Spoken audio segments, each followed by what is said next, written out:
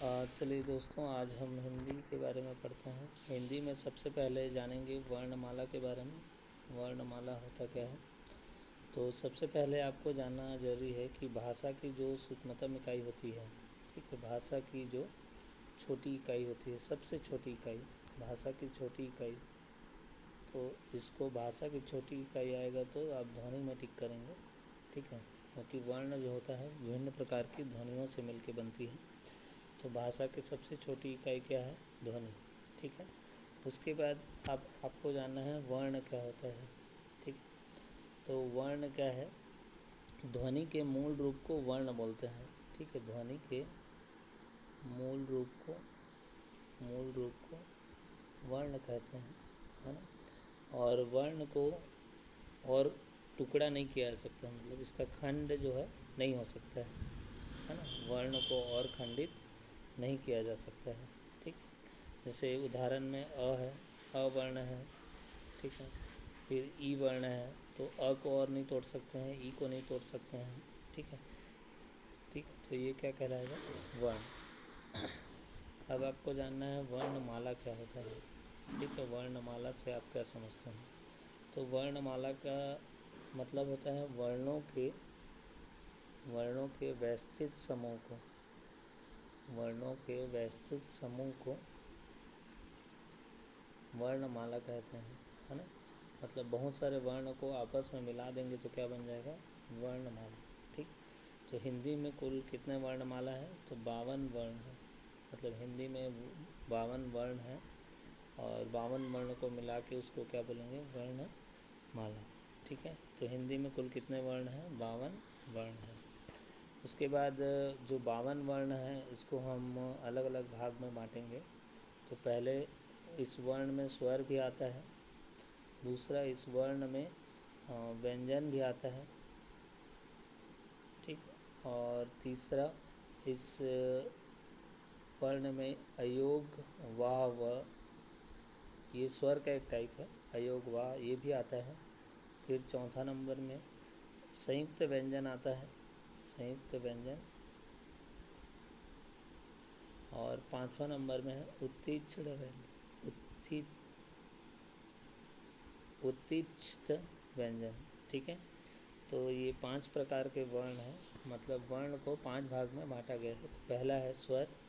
तो स्वर कितने होते हैं? तो स्वर होते हैं 11, ठीक। तो वर्ण में स्वर कितने होते हैं पूछेगा तो 11।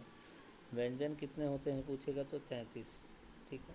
इसको याद रखना आसान है, दोनों में एक एक डबल है और यहाँ 3 3 है, ठीक है। तो वर्ण कितना होता है पूछेगा तो 52, स्वर कितना होता है पूछेगा तो 11, व्यंजन कितना होता है पूछेगा तो 33, और अयोग वाह 2 होता है, ठीक है। इसका उदाहरण है जैसे अंग की मात्रा और अह की मात्रा, ठीक है। जो अंग की मात्रा है और जो अह की मात्रा है ये दोनों इसमें आएंगे अयोग वाह में, ठीक है। उसके बाद संयुक्त व्यंजन कितना है पूछेगा तो 4 है, संयुक्त व्यंजन 4 है, ठीक है। तो इसमें क्या क्या आता है? छ के छत्री आता है, ठीक है। उसके बाद छ के छत्री के बाद त्र के त्रिशूल आता है, फिर ज्ञ के ज्ञानी और स्र, ये 4 वर्ण जो है ये संयुक्त व्यंजन में आता है, ठीक है। छ के छत्री, त्र के त्रिशूल और ज्ञ के ज्ञानी और स्र, ठीक है। तो ये 4 संयुक्त व्यंजन में आता है। उसके बाद उत्तीप्त, ठीक है। उत्तीप्त में इसमें जीभ जो होता है उच्चारण के समय उल्टा हो जाता है, ठीक है, इसलिए इसको उत्तीप्त बोलते हैं, ठीक है। तो उत्तीप्त में क्या क्या आता है? ङ और ढ, ढक ढक्कन, अड़ा, ठीक है, ये लिख रहा हूँ, ये ढ और अड़ा, अंग अड़ा, ठीक है। ये दोनों किस में आता है? उत्तीप्त में आता है, ठीक है। तो एक बार फिर से रिवाइज कर लेते हैं इसमें जो इम्पोर्टेंट क्वेश्चन है। पहला, वर्ण कितने होते हैं? 52, स्वर कितने होते हैं? 11, व्यंजन कितने होते हैं? 33, अयोग वाह कितने होते हैं? 2, अह की मात्रा और अह की मात्रा। फिर उसके बाद संयुक्त व्यंजन कितने होते हैं? 4, छ, त्र, ज्ञ और स्र। उसके बाद उत्तीप्त कितना होता है? उत्तीप्त 2 होता है, ठीक है, अंग और ढ, ठीक है। इस प्रकार हम आगे बढ़ते हैं। जो व्यंजन है उसको पहले स्वर को पढ़ लेते हैं। स्वर स्वर कितने होते हैं? सबसे पहला क्वेश्चन, तो स्वर जो होते हैं 11 होते हैं, ठीक है। उसके बाद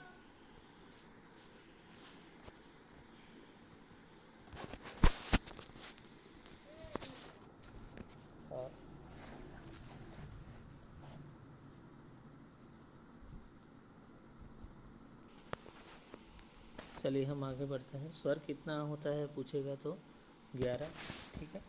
और लेखन के आधार पर स्वर्ण वर्ण कितना होता है पूछे। अच्छा, 11 स्वर को पहले मैं बता दे रहा हूँ। अ, आ, ई, बड़ा ई, ऊ, बड़ा ऊ, ठीक है। उसके बाद री के ऋषि मुनि, ए, आई, ओ, औ, फिर 2 स्वर और होते हैं, अंग की मात्रा और अह की मात्रा। तो मैंने आपको पहले ही बताया था कि जो ये 2 है, अंग की मात्रा और अह की मात्रा, इसको अयोग वाहक बोलते हैं, है ना, अयोग वाहक बोलते हैं। तो अयोग वाहक कितने प्रकार के होते हैं पूछेगा तो 2, और बाकी जो बच गया उसको आप गिनेंगे तो ये कितना हो जाएगा 11।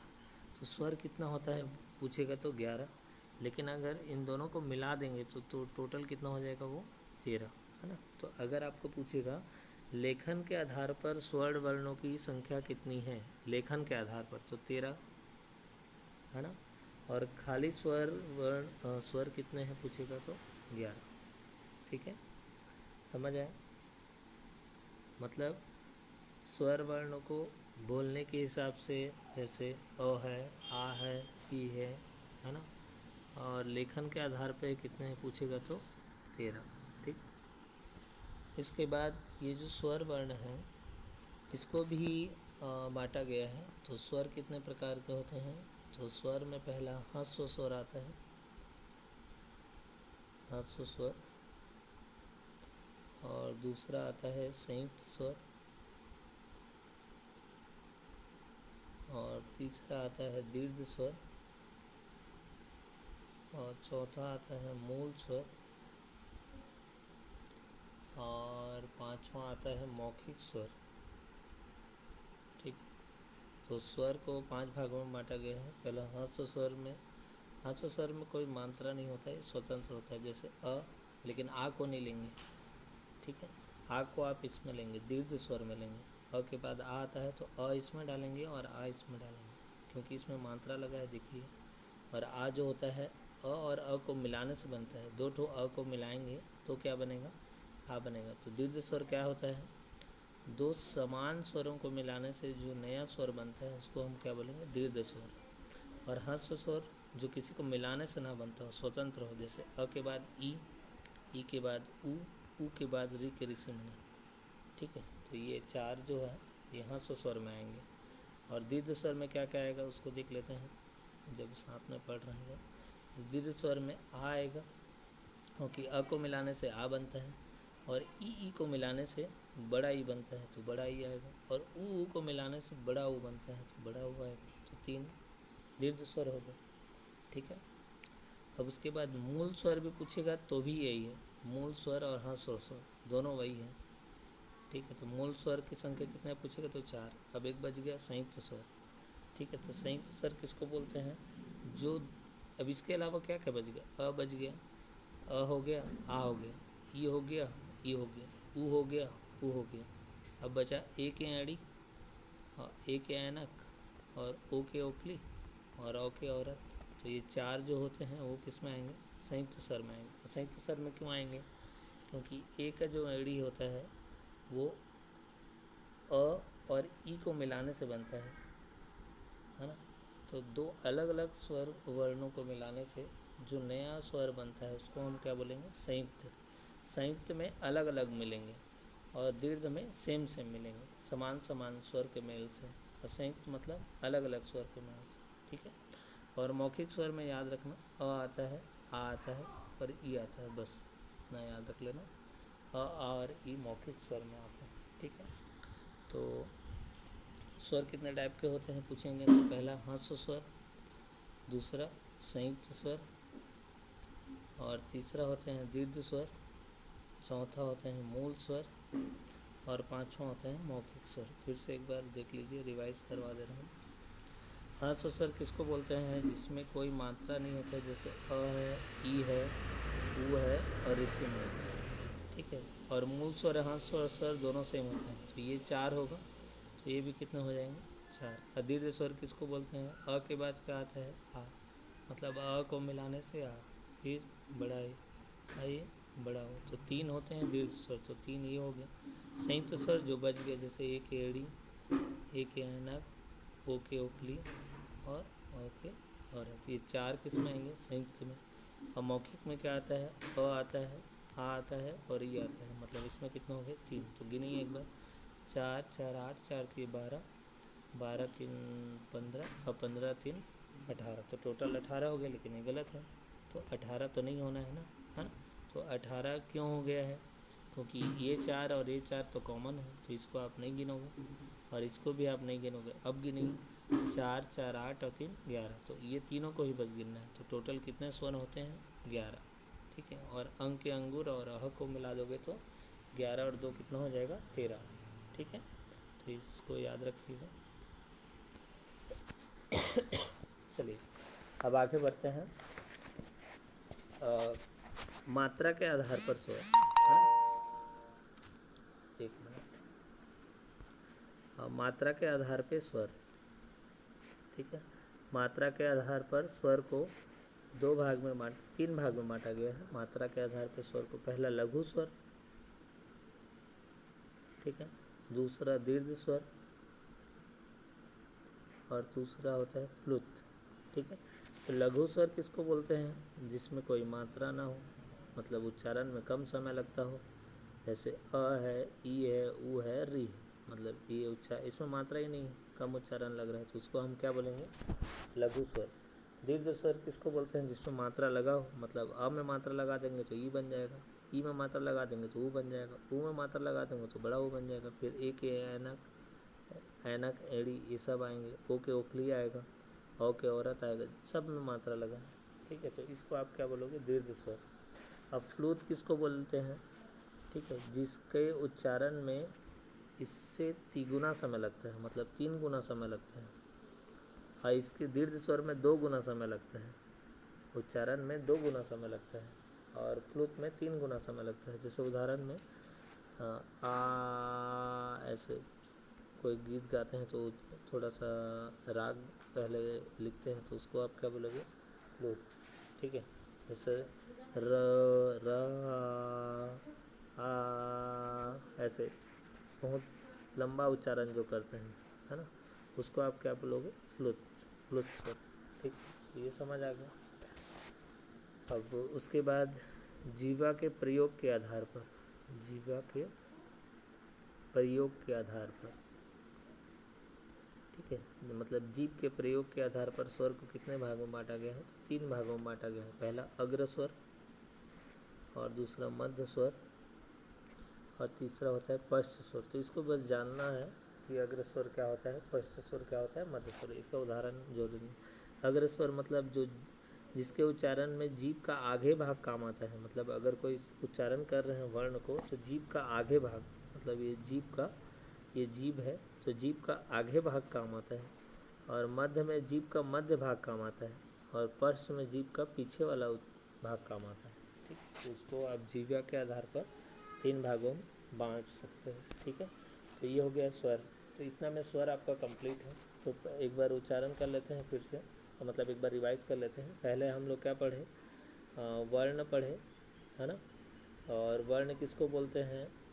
जो ध्वनि के मेल से क्या बनते हैं? वर्ण बनते हैं, और वर्ण को किसी खंडित नहीं किया जा सकता है ना। फिर हम लोगों ने क्या पढ़ा? वर्णमाला पढ़ा, है ना।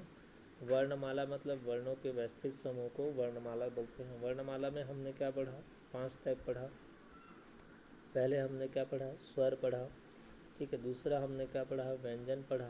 तीसरा हमने क्या पढ़ा? संयुक्त व्यंजन पढ़ा। चौथा हमने क्या पढ़ा? अयोग वाहक पढ़ा, है ना। अयोग वाहक के बाद हमने क्या पढ़ा? उत्तीक्षित, है ना, उत्तीक्षित पढ़ा। फिर स्वर के बारे में हमने पढ़ा। स्वर कितने भाग में बांटे हैं? तो स्वर को जीव्या के आधार पे 3 भाग में बांटे हैं, और उच्चारण के समय के आधार पर 3 भागों में बांटे हैं और नॉर्मल रूप से इसको 5 भाग में बांटे हैं, है ना। ह्रस्व स्वर पढ़ा, दीर्घ स्वर पढ़ा, उसके बाद संयुक्त स्वर पढ़ा, मूल स्वर पढ़ा, है ना, मौखिक स्वर पढ़ा। तो ये सब क्या है, स्वर के टाइप से। स्वर कितना है पूछेगा तो क्या वो 11 है, उसमें अयोग वाहक को जोड़ दोगे तो कितना हो जाएगा 13। और व्यंजन कितने होते हैं 33। संयुक्त कितने होते हैं तो संयुक्त व्यंजन 4 होते हैं। इसमें क्या आता है, छ आता है, त्र आता है और ग की गानी आता है ना, और स्र आता है। फिर उत्तीप्ष कितने होते हैं पूछेगा तो 2। इसमें क्या आता है, अंग और ढ। ठीक है, तो ये स्वर के बारे में हो गया, व्यंजन के बारे में हो गया। ठीक है, आई होप आपको यहाँ तक समझ आया होगा। ठीक, इसके बाद हम पढ़ेंगे व्यंजन के बारे में। स्वर हो गया, अब हम लोग पढ़ेंगे व्यंजन के बारे में। ठीक है, तो व्यंजन क्या होता है देख लेंगे। तो व्यंजन किसको बोलते हैं, जिसके उच्चारण में जो भी हवा हमारे मुंह से निकलेगा वो किसी न किसी भाग से टकराएगा, है ना, तब क्या होता है व्यंजन। तो व्यंजन कितना होता है 33। ठीक है, और व्यंजन में आपको क्या क्या पढ़ना है, व्यंजन में आपको पढ़ना है 5 वर्ग। क वर्ग के बारे में पढ़ना है, ठीक है, च वर्ग के बारे में पढ़ना है, फिर आपको पढ़ना है ट वर्ग के बारे में, फिर आपको पढ़ना है त वर्ग के बारे में, फिर आपको पढ़ना है प वर्ग के बारे में। मतलब व्यंजन को 5 भागों में आप बांट सकते हैं। ठीक है, इसके अलावा भी और होते हैं, तो ये 5 वर्ग को पहले पढ़ लेते हैं। क वर्ण मतलब क से आप स्टार्ट करेंगे, क ख ग क ख। तो इसमें क वर्ग में क्या क्या आएगा, क आएगा, ख आएगा, ग आएगा, ग के बाद क्या आता है घ, घ के बाद अंग। ठीक, तो ये 5 वर्ग क वर्ग में कितने आते हैं, क ख ग घ व। ठीक है, उसके बाद च वर्ग में च छ ज झ न्य, च छ ज झ न्य। ठीक है, उसके बाद ट वर्ग में ट ठ ड ढ अणा, ये आता है। फिर त वर्ग में त थ द ध न, त थ द ध न आता है। ठीक है, फिर उसके बाद प वर्ग में प फ ब भ म, ये आता है। ठीक है, सब में 5-5 वर्ण है। और लास्ट वर्णों को याद रखिएगा, ये जो आखिरी का वर्ण है इसको अनुनासिक बोलते हैं। ठीक, आखिरी का जो भी है इसको आप क्या बोलोगे, अनुनासिक। तो अनुनासिक कितने होते हैं 5। ठीक है, अनुनासिक कितने होते हैं 5।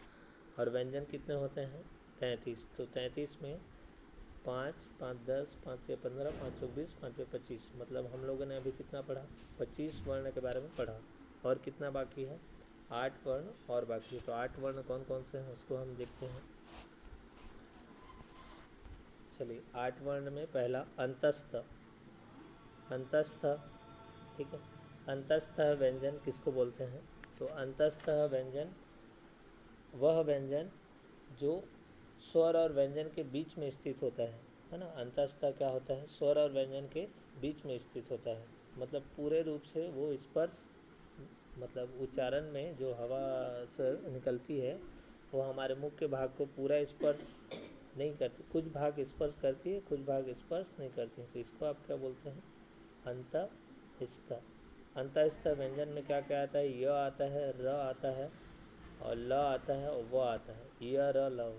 ठीक है, ये चारों किस में आते हैं, अंतस्थ। तो 25 पहले पढ़े थे, 25 और 4 कितना हो गया 29, है ना। और आगे है, आगे व्यंजन है उष्ण व्यंजन। उष्ण मतलब जिसमें गर्म हवा निकलता है, उच्चारण में मुंह से क्या होता है, रगड़ या घसर कर जो हवा निकलता है वो गर्माहट के साथ निकलता है ना। तो इसमें स, तीनों प्रकार के स को डाल दीजिएगा और एक ह को डाल दीजिएगा, तो ये 4 हो गए। तो 29 में फिर 4 जोड़ देंगे तो ये कितना हो गया 33। तो टोटल कितने व्यंजन होते हैं 33। ठीक है, इसके बाद हम लोग और पढ़े थे, उत्तीच्छ व्यंजन पढ़े थे और संयुक्त व्यंजन पढ़े थे। तो संयुक्त व्यंजन और उत्तीच्छ व्यंजन दोनों जो है उसमें आ गया था, मतलब क वर्ग।